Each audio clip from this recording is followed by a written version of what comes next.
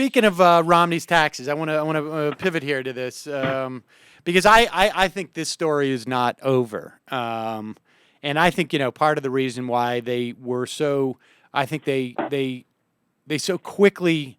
I think part of the reason why the Ryan rollout was as weird as it was because they were. I think Romney is just. I think he's terrified about what's in his taxes at this point. Yep, I agree, and I'm becoming more convinced that it is. And again, I've got no proof, so let's be clear. But circumstantial evidence has sent a lot of people to jail in the past. So let's also be clear about that. I think you look at the evidence, and it becomes clearer and clearer to me that when he said the other day that I've never paid less than 13%, which if that's not a comical point in a campaign where somebody has to say I've never paid less than 13%, somebody who's worth than $250 million, that in and of itself should be laughable. But okay, he said that. Well, you know what? If he's not willing to sit there and blatantly lie to a camera, which he's proven himself willing to do too, that actually could be true. And he still could have. The guy who told Harry Reid he paid 0%, that could have been accurate too. And how could that be true? There's that tax amnesty thing. Yeah.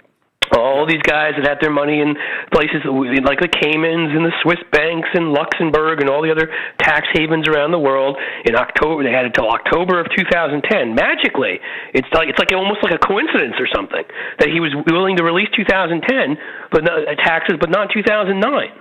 Yeah, I mean, just to remind people what you're talking about, in early 2009, there was a whistleblower from the UBS bank in Switzerland who basically said, hey, to the U.S. government, there's a ton of people here.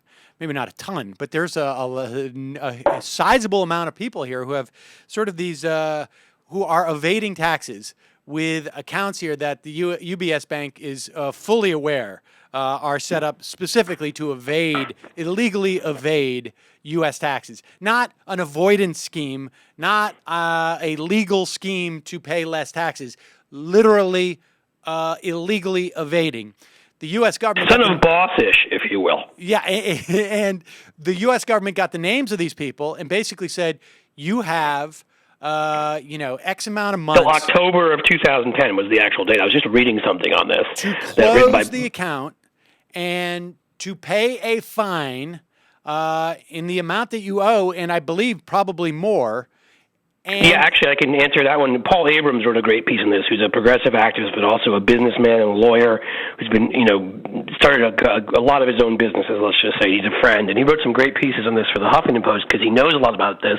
And so what it would be is you have your tax rate recalculated to pay taxes on everything that you didn't pay, but you also would have to pay a 25% penalty on the largest year of tax evasion. Now, if you calculate all that out, he could have paid 0% for a lot of years there. Oh, but guess what? In 2010, when he had to make up all that money and pay the 25% penalty, then he would have gotten probably somewhere to above 13% all of those years. So all that stuff doesn't disqualify what Harry Reid said. Right. It could all actually be true. And so today, there was... Jim Messina, Obama's campaign director, sent a letter to his counterpart on the Romney campaign and said, here's the deal. I know you guys are really upset that we keep asking for Mitt Romney's taxes. This is just hilarious. And so we will vow. And we know that you're afraid that if we you give us some, we're just going to ask for more and this and that. We will vow that if you give 5 years total, including the 2 that you have now, so just release the 3 years prior to that, plus, the ones that you've promised. Because people have to remember, the Romney campaign has not released a full 2 years of taxes. They've released like a partial year and a half of taxes. They're vowing to release 2011. They only released, there's one part of 2010 they didn't release. So the Obama campaign asked for releases up to 2007, which is genius because, of course, they'll even have the opportunity, if what you're saying is correct, and I actually think this is what it is, they can even say, okay, I'll tell you what. How about 4 years? We're working with you. We're compromising. Okay, we'll compromise. Just 3. Right. Really, it's 2009, man. Yeah. That's the year. And that's the year. That's what Romney's very concerned to basically admit that he was a criminal. Right. I mean, let's he was be honest criminally here. evading taxes and got off with a fine. I mean, I think that's. Well, look, you pointed this out, and you know, in numerous segments we've done. How much more circumstantial evidence do you really need? Money in the Cayman, Swiss banks, whatever. Yes, he's got that.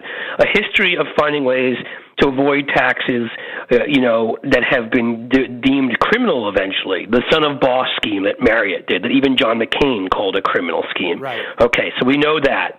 And the fact that he refuses to release these taxes and will only go back to 2010. Now, if he went back to 2008, it would be 2007 that would be suspicious.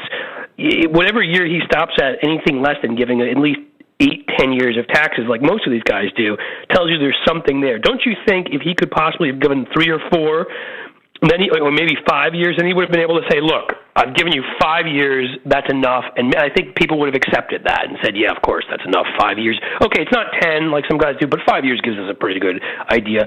There has to be something that you have to know that if you don't go beyond 2010, that you give 1 year of taxes, that tells people something. There's something there in 2009.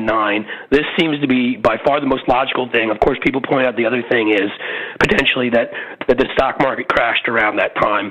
And so with all of his write-offs, he easily could have had a 0% tax burden, and now he'd be lying about that because he said he's paid at least 13% taxes. But being that he's now said that gives me even more circumstantial evidence that it's what we're talking about, that it's the whole UBS thing, and that it's the tax amnesty, and he was criminally liable.